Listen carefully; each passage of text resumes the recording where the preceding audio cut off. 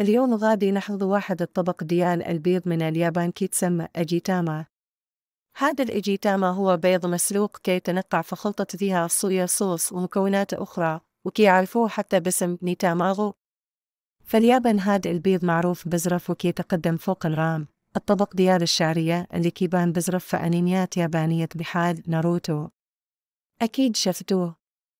طريقة التحضير: أول حاجة نحضر الصوص، كنخلطه في الكسرونة ألمة، الصويا، السكر والعسل، كنحركوه مزيان ونعطيوه غليانة صغيرة، ومن بعد نخليه يبرد. من بعد كنوجدوا البيض المسلوق. فاليابان كيعجبهم البيض يكون شوية سائل من الداخل. باش نديره بحاله كنستعملوا بيض بارد من الثلاجة وكنغليه 7 حتى ل8 دقائق. من بعد كنرموه في ما بارد فيه الثلج باش يوقف الطياب ويبقى نص مسلوق. من بعد كنقشر البيض وكنحطوه في كيس بلاستيكي وكنزيد عليه الصوص اللي برد. كنخرجوا الهواء من الكيس باش البيض يتغطى بالصوص مزيان. كنخليه في الثلاجة من 2 حتى ل3 سوايع.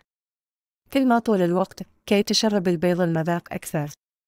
يقدروا يتخلوا حتى 24 ساعة، ولكن كي يبدأ المذاق قوي بزرف فالأحسن توقفوه حسب الذوق ديالكم.